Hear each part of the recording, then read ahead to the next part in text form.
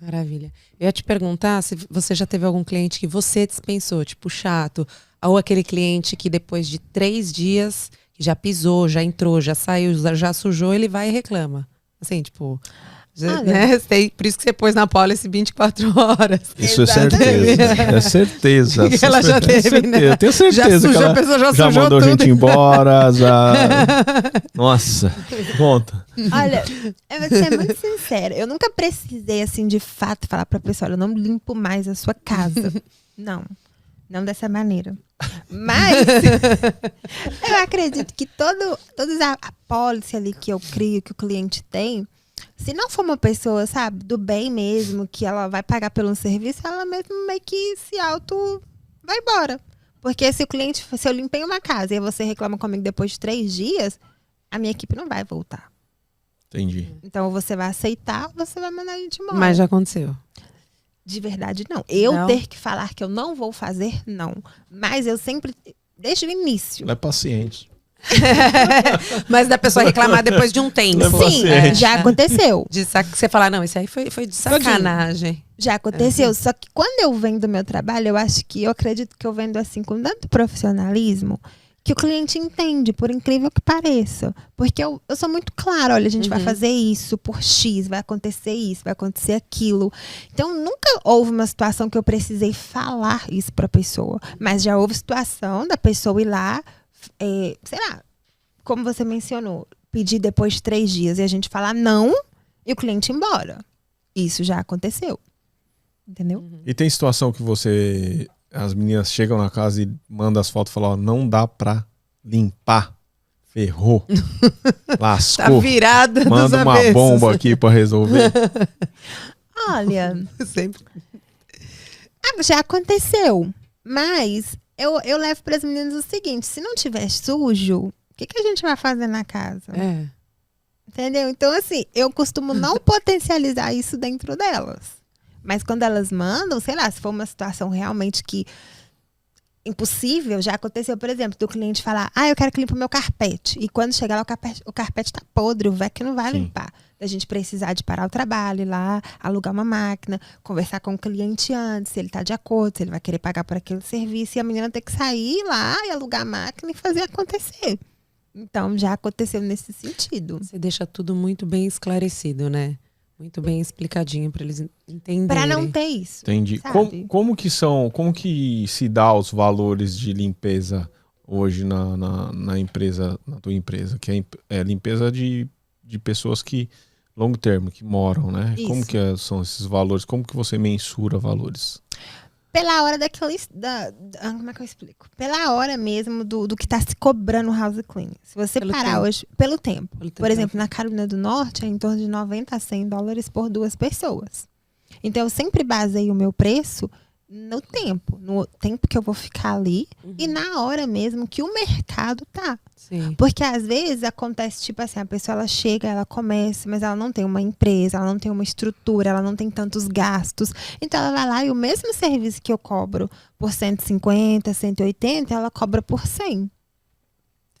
Mas Porque não é ela pelo não- tamanho da casa? É, pela quantidade de quartos. Olha, o tamanho faz diferença, mas mais do que o tamanho precisa ser o tempo e o tipo de limpeza. Porque uma deep clean ela é diferente de uma limpeza recorrente, de uma casa semanal para uma quinzenal, para uma mensal. E uma coisa que é legal, que você me fez essa pergunta, você entender os seus números é uma das coisas mais importantes do business de limpeza. Sim. Não, assim, quando, por exemplo, eu ligo lá na empresa. Como que é o nome da empresa? 5-star cleaning. 5-star. Eu ligo na 5-star e falo com você, ô Mina, tudo bem e tal? Ó, queria marcar aí no seu schedule. Vou deixar uma limpeza. marcadinho, inclusive, aqui pra casa, tá? Marcar no seu schedule. Não. Marcar no seu schedule. Não, brincadeira. No seu schedule de limpeza, com você, um dia aqui na minha casa. Quais são as perguntas que você faz para saber uma média de preço que você vai cobrar daquele cliente? Primeira coisa, a gente pergunta se quer um orçamento presencial ou online.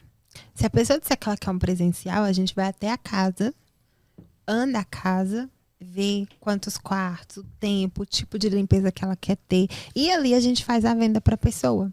Agora, se a pessoa disser que não precisa ser presencial, aí a gente faz por câmera. Então, a gente liga, faz por vídeo. FaceTime, a pessoa faz o mesmo processo. E ali a gente também faz a venda. Então, eu nunca vou dar um preço para uma pessoa sem antes ver a casa dela. Sem antes entender a necessidade dela. Por isso que a gente consegue ser assertivo no preço. Porque, às vezes, se você não tiver essa clareza, se a pessoa compara você só com mais uma, tipo, sei lá, uma pessoa que tá aí limpando casa, que não é uma empresa. Sim. Então, ela tem esse tipo de comportamento. Eu quero que você venha aqui limpar minha casa. Ou, às vezes, a pessoa até chega a falar, eu pago $100. Não, peraí, eu preciso ver sua casa. Quem define o preço aqui não é você, é uma empresa. Uhum.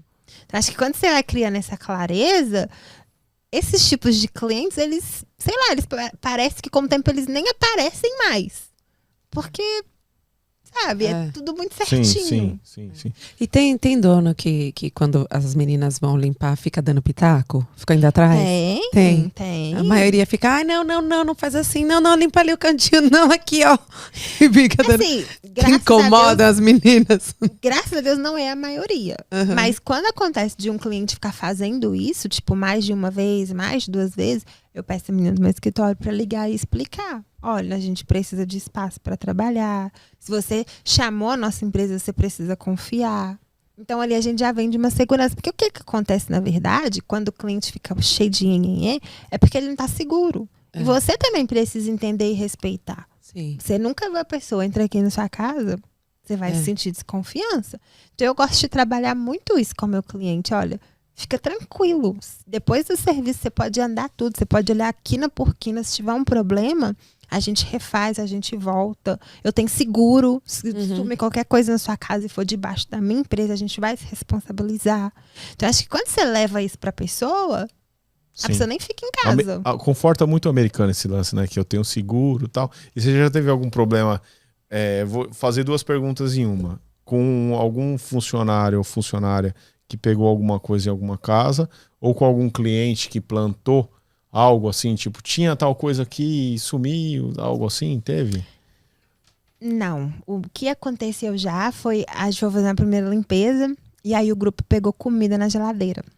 E aí tinha câmera, né? E aí o cliente ligou e falou, vou dispensar porque abri minha geladeira, comeu minhas comidas.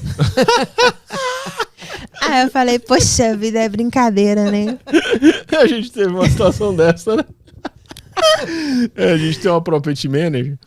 Aí um dia eu fui na casa de um cliente, eu mesmo, e tava um amigo meu comigo. E toda casa que a gente entrava, ele tinha costume de ir na geladeira, porque já tinha ido embora os clientes, que é de vacation home. Também, bem comilão, sabe? Ele já ia na geladeira, na coisa, alô gordo, né? E aí, nesse dia, a gente chegou na casa e eu não falei nada pra ele, só que era uma casa que o dono não alugava, ele só usava, tipo, 4 meses no ano ele fica na casa. Ele entrou na casa e ele entrou e eu fui desligar o alarme, desliguei o alarme e tal. Ele entrou, não deu tempo, ele foi direto na geladeira e pegou a Coca-Cola. Na hora que ele pegou e fez, tá!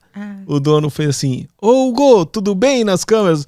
Eu falei, ô Flaviano, como você tá? Tal. Ele, ô, seu amigo aí, ó, pegou uma Coca-Cola, fala pra ele que não tem problema não, que bom, hein, gostou? Pela câmera. Falei, pô, Flaviano, me desculpa, porque eu não avisei ele, e ele assim, ó, ficou vermelho, parado assim, eu falei, cara... me desculpa, ele não sabia que era a casa que só você usava, tal, foi mal. Aí ele ria, ainda bem que era um cliente amigo, sabe? Mas ficou uma situação, né? Lembra da situação? Chato, né? Nossa porque ele ainda entrou na hora na câmera. Eu não sabia se eu entrava debaixo do sofá, sabe? Falando pelo microfone. Mas é porque o amigo não sabia que não era uma casa de vacation, que era só do dono, só o dono que usava. Então, porque todas as outras ele ia, o hóspede foi embora, ele deixou a geladeira aí, posso pegar o que eu quiser, né? Mas essa não, e o Hugo não avisou. Que vergonha. E a gente fica envergonhado, né? Porque quando meu cliente falou isso, eu falei, poxa, por causa de uma fruta. E era uma fruta, aquela plamo. Como é que chama que é trem roxo? Ameixa. Era por causa de uma ameixa. Então, assim, acho que de acusação foi essa. É que a gente conversando, eu lembrei, né? E houve uma vez de um anel. A mulher lá falou que o anel dela de diamante, não sei o que, tinha sumido, aquele negócio todo. E assim, eu sou muito da verdade, sabe? E eu deixo isso para minhas meninas muito claro, sabe? Porque se você mentir para mim, eu não tenho como te proteger. Não tenho como. Então, quando aconteceu isso do anel, eu falei com ela, olha, você pode chamar a polícia, a gente vai resolver, a gente vai fazer o que tiver que fazer. E a conclusão foi que ela estava mentindo. E aí, quando ela viu que realmente eu não tive medo, né, que eu encarei a situação, não, menina, a gente achou na gaveta, não sei na onde. É conversa fiada, né? Entendeu? Iria plantar. Então, assim, eu acho que quando você tem certeza e você trabalha com as coisas muito claras, mesmo quando tem problema, fica fácil de resolver. Sim. Agora, se do contrário,